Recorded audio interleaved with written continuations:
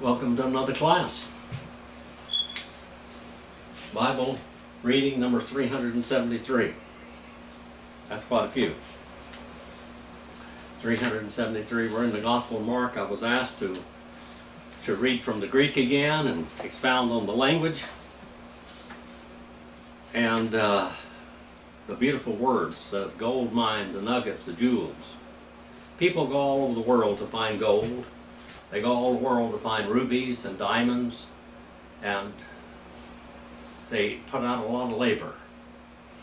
But I'm going to tell you something. In this book, there's so many gold mines, so much gold, so much jewels, so much rubies and sapphires and emeralds. It's all there. We'll read this from the Amplified Bible to begin with. We're going to talk about his triumphant entry into Jerusalem. And we're getting close to that time of year when we celebrate this again. We're reading this from the Amplified Bible, which is a pretty good translation, by the way. And it's from a whole lot better manuscripts. We'll be cross-referencing to things here also. When they were nearing Jerusalem at Bethphage, and Bethany near the Mount of Olives, Jesus sent two of his disciples. Now Matthew 21, 1 through 9, Luke 19, 29 to 38, John 12, 12 to 15, all cross-reference to this. Saying to them, go into the village in front of you, and immediately as you enter it, you will find a donkey's colt tied, which has never been ridden by anyone, and untie it and bring it here to me. If anyone asks you, why are you doing this? You say, the Lord has need of it. And immediately he will send it here. So they went away to the village and found the colt tied outside at the gate in the street, and they untied it. And some of the people that were standing there said to them, what are you doing? Untying the colt. And they replied to them, as Jesus had directed, and they allowed them to go. Zechariah 9 and 9. They replied to them just as Jesus directed, and they allowed them to go. And they brought the colt to Jesus, and put their coats on it, and he sat on it. And many of the people spread their coats on the road as an act of tribute and homage before a new king. This is what they do before a new king. And others scattered a layer of leafy branches which they cut from the fields, honoring him as Messiah. Now, there are several places in these verses where it's not in the original language, and it has brackets around it. Verse number 9, those who went in front of those who were following him were shouting in joy and praise, Hosanna, save, I pray, blessed, praised and glorified as he who comes in the name of the Lord. Psalm 118, verse 26. And blessed is the coming kingdom of our Father David, Hosanna in the highest heaven. Jesus entered in and went to the temple.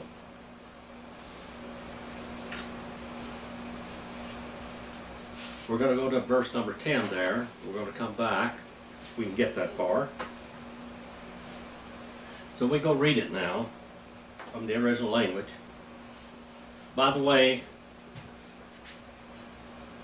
the Bible is not inspired in translations. Simple as that. The Bible is inspired in the original autographs and the original scriptures, New and Old Testament, in tense, mode, and voice. Tense, mode, and voice. And even case. It's inspired intricately. And we're going to read that inspired word right now. This is it. This is the Word of God. This is not a translation. This is the Word of God. Kai hote eng gizosen eis Jerusalema Ace Bethany Kai. Now, the word Ace Bethany Kai, that is not found in the oldest manuscripts, because it's an explanation of where he went, and some of the later manuscripts had that.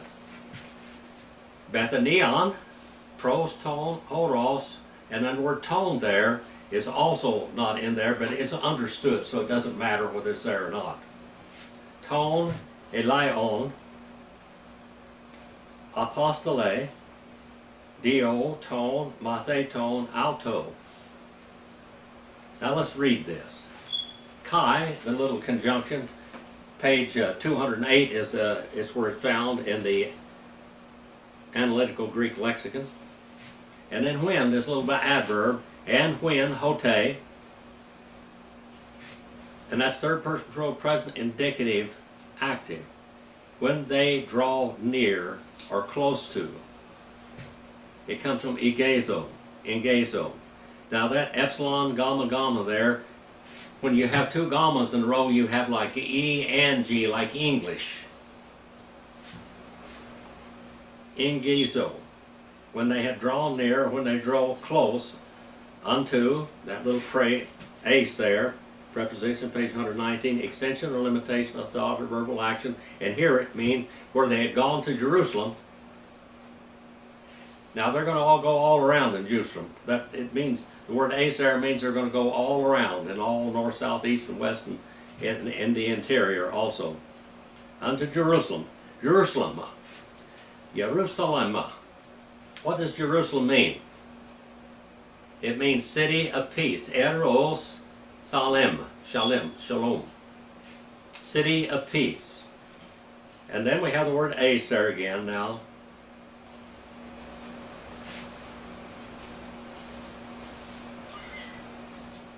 Ace unto Bethpage, Bethphage, and Bethany, toward pros, page 346 there, toward the mount, the horos, the mount.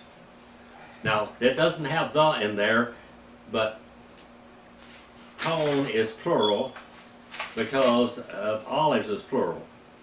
Unto the mount of olives, Mount of Olives. And then he sends away.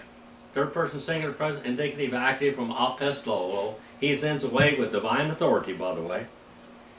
The word apostles comes from that word. Ones with divine authority. And he sends away two of the disciples, matheton. The disciples belonging to him. They were his disciples. 11 verse number 2 now. Right. Thank you. Legay. Legay, you're doing real good, Marilyn. Altois, Hippogete, Ace, Tain, Comain, Tain, Kata, Nanti, Himon, Kai, Euthus, Ace, Peruomenoi, and this sentence goes on further now.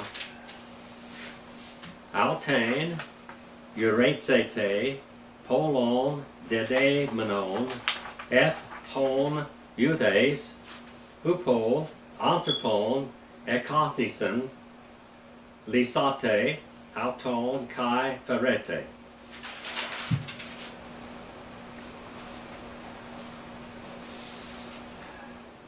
And he says to them,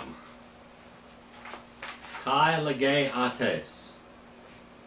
He says to them, third person singular present indicative active, it means that he instructed them thoroughly. You go, hippogete, that comes from hippo and ago there. You go, and that's an imperative, second person plural present imperative active. You go, ace, tain, comain, unto the village. Extension or limitation of thought or verbal action. This type of action here now, and you can read it on page 119, Analytical Greek Lexicon too. Unto the village. Now he tells you here how far he's going to go in the village with this word. He said, I want you to go up into this village, the Comain, the one opposite, Kata Nante, over against of all, or you all, and immediately, that little adverb there, euthus. Mark is very, very fond of that, because it brings in action. The Hebrew, the Greek language is a language of perfection. The Hebrew language is a language of action. And immediately, and he's bringing this in the Hebrew idea into the Greek language, and immediately, action. Entering, immediately, right there at the edge of the city, eis poru omenoi, that's nominative, plural, masculine, present, participle, middle voice. Entering in for yourself into the city. I'll turn the page here. Of her, the village of her, you shall find. Euresete. That comes from eurisco there. Second person plural, future, indicative, active. You shall find a colt, polon, a youngling, a foal. This young male donkey here, this young foal, and having been tied, nominative, or accusative, singular, neuter, that is, present participle, passive voice, having been tied upon, that comes from F there, it comes from epi, page 153 and 4, which, accusative, singular, masculine, relative pronoun, no one, oudes, uk, de, and ace. Uk means not, adverb of negation, de, weak adversative conjunction particle, page 85, and then one, a numeral. Moreover, not one, not yet, hupo, not yet, mankind, a human being, has set, he has set upon a donkey which no one has set. Now this morning out here, the donkeys and the horses are in the same family, but they can't crossbreed, or they can breed all right. You have a mule, but they can't. The mules can't breed. They're infertile. Now this morning out here, we had a herd of wild mustangs in the back out here. They're getting pretty tame.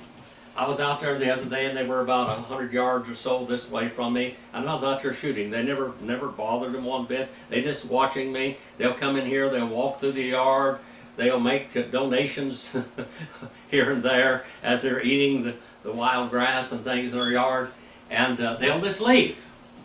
But if I went out there and tried to rope one of those things, they would put quite a ruckus up. They would really, Marilyn, I took you down to the Snow Goose Ranch where I used to train wild horses when I was young. And I showed you snubbing posts down there that had ropes marks in them where you snubbed them up to the deal. Now they'll fight like mad.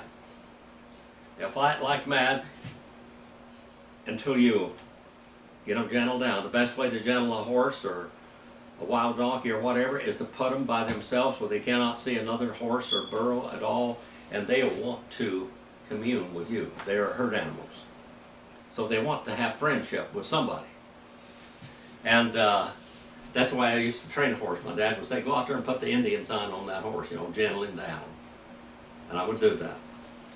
Now this burro, these burros over there, these donkeys, the word donkey in Hebrew means to walk carefully, because they are careful. They're not like a horse. They're careful.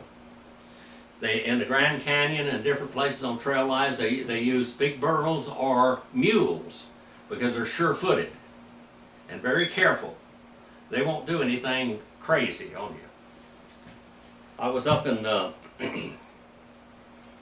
high Sierras, up in Yosemite one time. I went on a trail ride up there where we were gathering some cattle and different things, and there were a lot of people there, a lot of city people with a lot of city horses. And I'll never forget this. It was, we were going up this cliff, and it was just about like that. And there were switchbacks, and about this wide was a trail like that in pure rock. And you had to go up there, and the horses had to be very careful, and to go on in. The horses were close together, and it was dangerous. Very dangerous ride. This woman, young woman, got up there with her horse, and I'm telling you that the angle was like this. This was really steep. You had to go around in the cutouts, and walk back into switchbacks, back and forth, all the way up that mountain. Her horse got up there and got scared and jumped out in the air and fell about 2,000 feet and killed the horse and killed her both. The horse was afraid. The donkeys won't go any place where there's danger with them, but they'll stay right on the trails.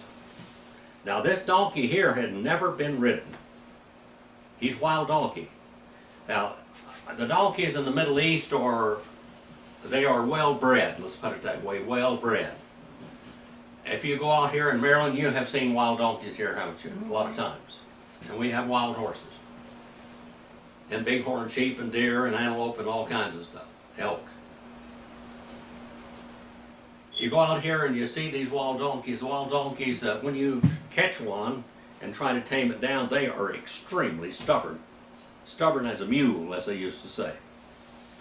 You can't get them to do anything. The donkeys in the Middle East they are raised around people. They are gentle to the touch. But still, when you start riding one, that's a different story.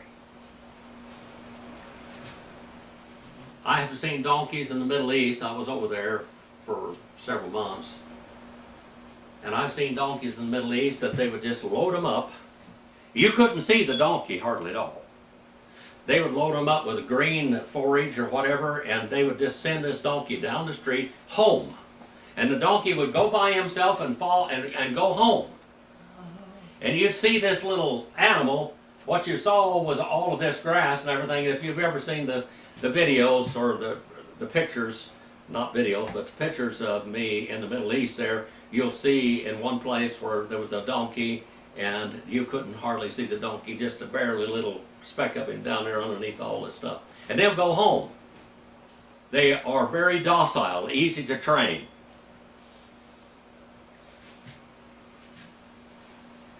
Now this horse was that way, I mean this donkey was that way, but nobody had ever sat on him before. So Jesus is going to do some horse training here. He's going to break this donkey. The donkey has never been ridden before. And he said, which no man has ever sat upon him, and you loose him. Second person plural, first aorist, indicative, active, imperative, active, you loose him. That one there, outone there is accusative, singular, masculine, third person pronoun, and you bring him. You bring him. No, don't ride him. Bring him. Just bring him. You carry him. You don't ride him. Ferete. Second person plural, present indicative active, or present imperative active from Pharaoh. You carry him to me. Don't get on him, just carry him to me. Now the master of the universe is going to ride this donkey. This donkey is going to be trained instantly. He's going to obey his master. I read a lot of extra biblical stories about Jesus with Lazarus. And Lazarus, being out in the wilderness was a very scary thing because there was a lot of wild animals out there, and very dangerous wild animals too, and very dangerous outlaws also. As you would read in the story of the Good Samaritan. The story of the Good Samaritan. Lazarus said that he felt totally safe when he was out there in the wilderness, in the dark, and the dangerous Eremu desert. Because the wild animals were friends with Jesus. They just accepted him as one of their own. So this donkey has been introduced, or is going to be introduced to the master of the universe, and that donkey will know it. He will realize it. Sometimes I wish people had as good sense as animals. Yeah. Sometimes I wish that people had as good sense as animals do.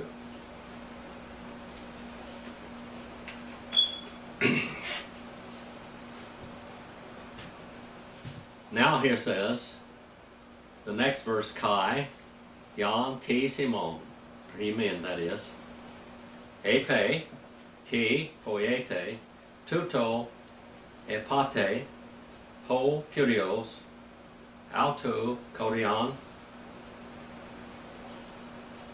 Eke, Kai, Euthus, Auton, Apostole, Pauline, Hode. And if anyone to you, he may say. Look at that word. Epe. Conjunction.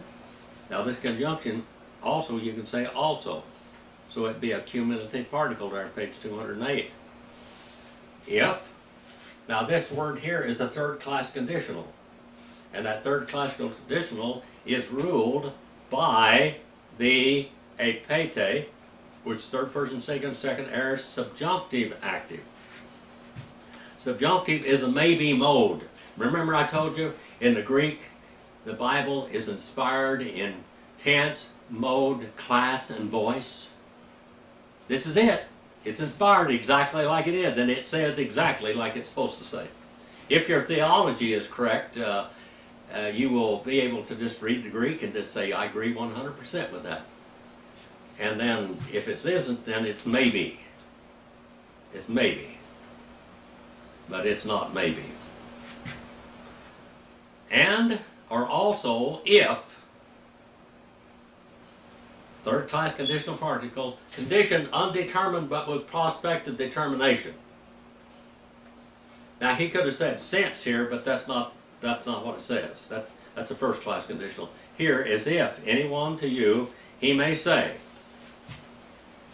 So he's not totally saying this prophetically, absolutely, but he's saying to you. So what he could brought it down to there, what we call a condescension. He could have said, somebody's going to ask you this. But he said if, for their own understanding. If anyone to you, he may say, why do you, or do you all, see that, do you all, that's the 2 boys that went out there, 2 Mathetes, 2 disciples. Why do you all this thing? You say, you all say, or ye say, second person plural aorist indicative active to the, you just say this to them, ho Kyrios. Ho Kyrios. You could say this in Hebrew would be Ha Jehovah. Ha Jehovah. The Jehovah, the Lord, the Master of him need he has. The master of that donkey, the master of you, and the master of me, the master that we all belong to, he has need, and immediately, little adverb there, him, he shall send again here. And immediately, him, he shall send again. Now the word auton, apostole, Pauline is not in the oldest manuscript, so let's read it.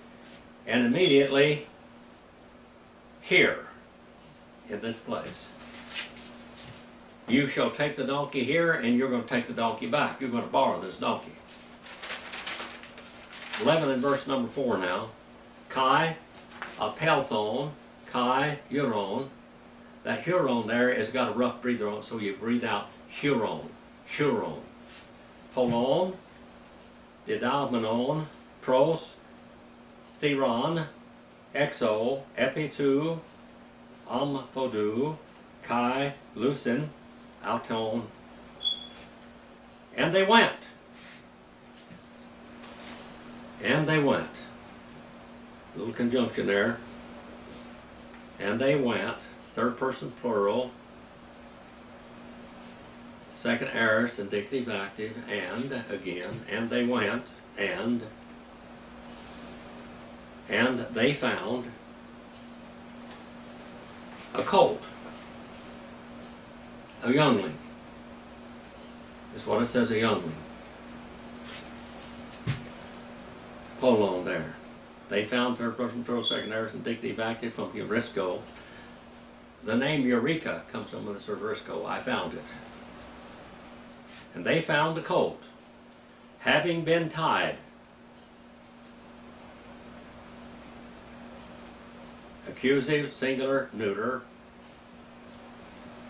Participle, perfect, and passive voice, having been tied before a door, before an opening.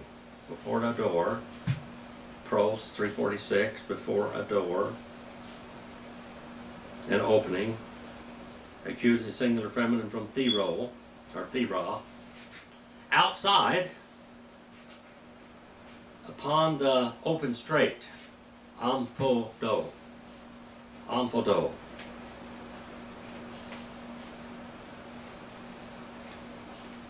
Now this here, Amphodo, means they were tied out on a street that led to a baptistry. This donkey was tied onto a hitching post that led to a baptistry.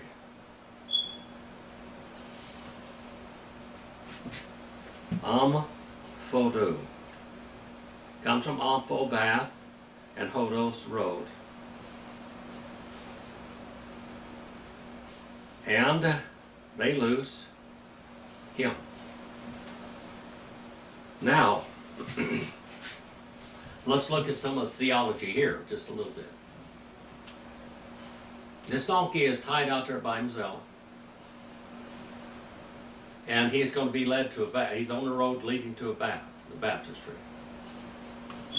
Now these mikvahs here, these baptistries were all around Jerusalem. And this donkey may have been designated for a sacrifice. He may have been going to die. His life may have been going to be terminated. A donkey, a male donkey, you couldn't sacrifice the donkey. What they had to do is take and break the donkey's neck. And then take him out and throw him in the dung, basically. This donkey was the Lord's. The firstborn, this may have been the firstborn of this female donkey, and they had to sacrifice it. They'd leave it alone a certain length of time with his mother, and then they would have to go sacrifice it. Well, this donkey was tied in the road to the baptistry. Now, before they could take it in and do anything with it, every lamb, every offering, they had to take it and wash it in a baptistry. Before they took it in, it had to be clean when they took it in. I'm not saying this for sure, but the way it sure looks like implies here that this donkey was doomed. But now the Lord has use of him. The master that owns the donkey has use for this donkey, so he may have saved this donkey's life. Let's go on now. Kai tenes toneke, este koton, elagon altois ti hoiete, luontes ton polon. Now, I told you that in the Greek language and in the Hebrew language there are many gold mines, and there's much gold and much silver, much diamonds, much emeralds, much pearls, so to speak. All of this. We just picked up this thing here in this last verse here, that amphodo, that this donkey may have been going to be sacrificed. He's going to be killed. Now, verse number 5, Kai tenes ton eke, eschaton elegon, autois te poiete, loontes ton polon. And some, a little conjunction there, tying this sentence to the last one, page 208. And some of these, of the ones that were toned there, there's a practical substance in there. Of the ones there, in that place. That's an adverb of place. Okay, ake. Este koton. And then having stood, these people are recognizing Jesus as Messiah. And they're realizing this is the fulfillment of the Psalms and Zechariah. And having stood, genitive plural, masculine, perfect participle acting, and having stood, they, elegon, third person plural, imperfect indicative active, and they kept on saying to them, what are you doing loosing the colt? They stood up and they said, why are you taking the colt? Why are you taking this colt? And then God is going to touch their hearts with His Spirit. 11 verse 6, hoi de, epon, autois, kathos, epen, hoesus, kai, aphekon, autos. Moreover, the ones they said, that word epon there comes from lego, third person plural, second aorist, indicative active, and they said to them, dative plural masculine, third person pronoun. Just as, according as, and that comes from kata and hos.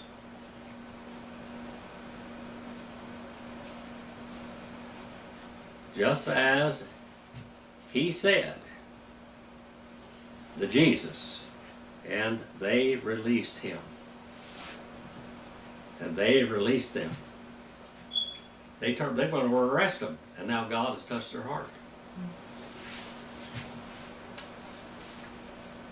Kai farusen ton polon pros ton eson kai epi belusen auto ta himatia auton kai eka thesen epi auton.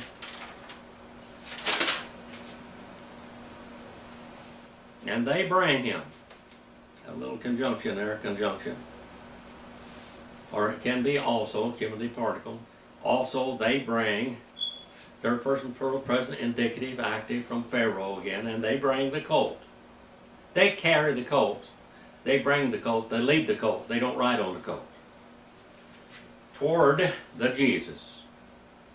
That little preposition there, pros, ton, eson. Page 346. And the Jesus, and also they throw upon epibelusin, third person plural, present indicative active from epi and balo. We get a word ball right out of that. Epi and balo. And they throw upon Him, or to Him, literally, the garments. The garments. Their garments, they're wrappers, as it is in Hebrew, they're wrappers. They didn't have clothes like we do today. They had wrappers. They had like a blanket, and they wrapped it all around Him. They threw upon their wrappers upon Him. Now the word auton there is in half brackets, and that means that's actually a practical substance there, but it wasn't in there, but you can understand it as there. The garments belonging to them, genitive, plural, masculine, third person pronoun, it's not there, but it's by practical substance it is. And He sat upon Him.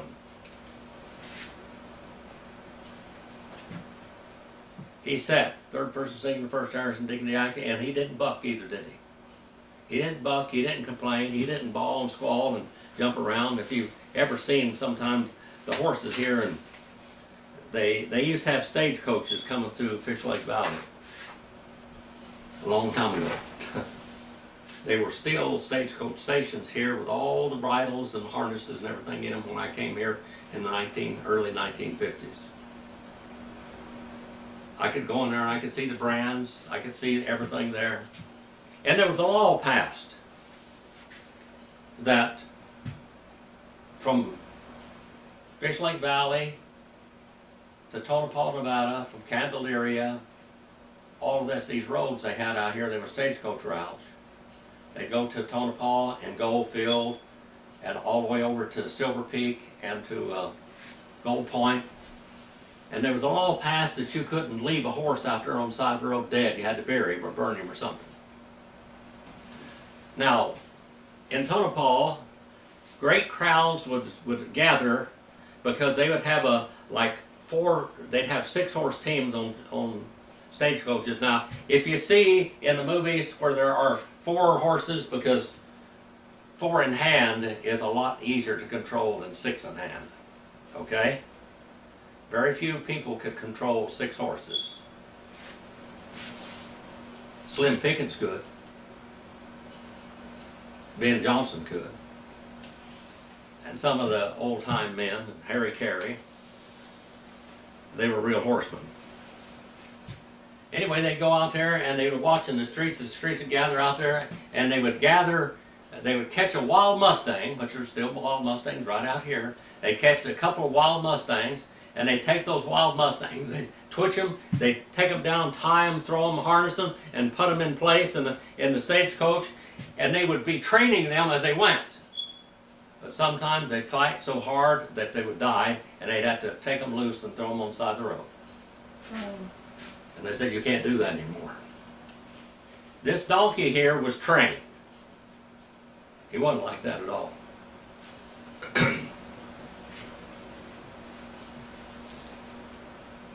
This donkey was trained by Jesus, by his master, and he knew it. And they bring the colt, the polon, toward the Jesus. And remember again, this colt may have been destined for doom, to be had his neck broken and thrown in the dump. You couldn't eat a donkey. You couldn't offer him for sacrifice. But if the person that owned the donkey didn't have a lamb or a calf to offer in his place, his neck had to be broken, because he was deemed to be possessed by the Lord. The Lord owned him, the firstborn. And they bring the colt toward the Jesus, and they throw upon him the garments belonging to them. Basically here, now that's in parentheses, but practical substantive, it's there, but it isn't there. And he sat upon him.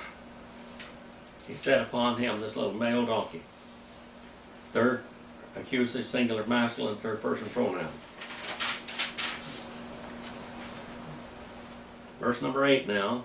Kai philoi ta himatia auton es drusen es tain hodon aloi de stibades coxantes ek ton agron. And many of the garments, a lot of people threw their garments, and garments were very, very valuable, weren't they? Now, Marilyn, your grandmother, she lived in the 1800s, up until about 1952, I think. In the early part of her life, she made all the clothing for the family, didn't she? Yes. From scratch. She didn't go down to some mercantile place and buy cloth and then make them from that. She made the cloth. Yes. She spun the cloth. She spun the cloth to make the socks, the underwear, the pants, the tops, everything. They were all homespun. And these garments were all homespun, and they were valuable. It took sometimes weeks to make one garment, didn't it? Weeks. You have to make a material, then you have to cut the material just perfectly. You have to seal it for it won't come unraveled, and you have to put it together. Garments of them, the wrappers, and they spread them. Third person plural, first aorist indicative active, and they spread them in the road. They threw them out on the ground. Because Jesus was Messiah King. This is what, when a king would come into an area. Now we know a lot of these people realize that Jesus was Messiah King. Malachi said that before the coming of the Messiah, that he'd send forth his prophet to announce him. And that prophet would come in the spirit of Elijah, which was John the Baptist. John the Baptist announced that the Messiah, that the King of glory was there. You see that in the first chapter of John, and you find out that he was finally killed by Herod, the order by Herod, but it was his wife Herodias that tricked him into killing John the Baptist, having been beheaded. But this is the one. Jesus is the one. And they recognize he's the one. And when a king came into an area, they had to make the road level. And they had to do road repair, and they would throw their garments many times in front of a very loved, renowned king in the garments as he would drive over them. The garments belonging to them, and they spread in the roadway, others, moreover, stibados. And that means branches. That means stems. Like straw. They spread straw. Now in the stables, many times they would have straw or twigs, branches on the floor of the stall. In the very valuable cattle and very valuable horses. And having been cut, nominative plural masculine, first aorist participle active, out of the fields. They went out, when they saw Jesus coming, they went out there and they got with it. They started cutting this stuff and started throwing it in his pathway to make his pathway smooth. Verse number 9. Kai prosagontes, kai hoi akulontes, ekrazon, hosanna, eulog, gemanos, ho, erkamenos, en onomate kuriou.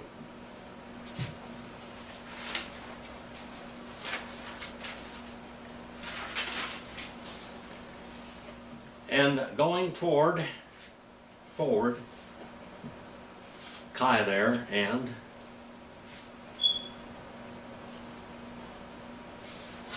going forward, nominative, plural, masculine, present participle, and going forward, and the ones following, akulontes. Now the word theo there, that actually means to follow and listen to. To follow and listen to. And many people followed Jesus as he was talking and listened to him. Following him, and they kept on crying out, third person plural and perfect indicative active from krazo, at krazon here. They kept on crying out, Hosanna, save, save. That it's an Hosanna is an exclamation, but it means save, save, save me, save me, save me, save me. Having been blessed, worthy of praise. Eulogeo, that means having been judged worthy of praise, nominative, singular, masculine, present, participle, and passive voice, having been judged worthy of praise, the one coming, ho erchmanai, in the name of the Lord. Now Jesus, we'll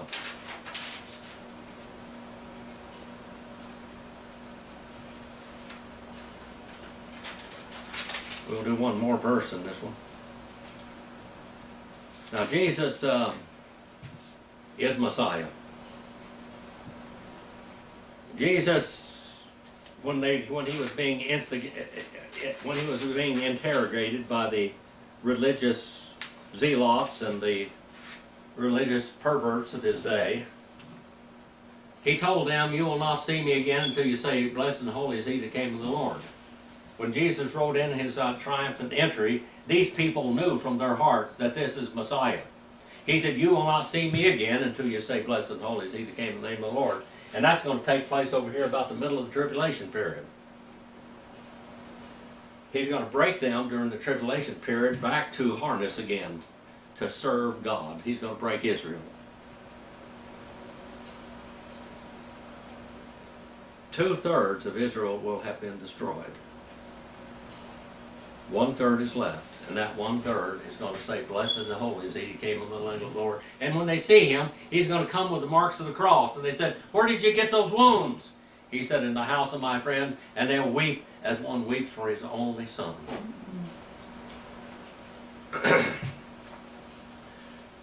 Eulogo mene, he erchomene, Basilia, tu, Pathros, Himon, David, Hosanna, and tois Episteles. Having been blessed, nominative, singular, feminine, perfect participle, passive voice, having been blessed, the one coming, the coming one, nominative, singular, feminine, present participle, middle voice, the one kingdom coming, the kingdom that is coming, the Basilia, of the Father, of us, David, Hosanna. David was the father of Israel they looked upon. David was the king that Israel wanted Israel to have. And the son of David is going to be the son of woman, the son of the woman in Genesis 3:15. Hosanna, Hosanna, save us in the highest. Hosanna in the highest. Save us in the highest. Save us.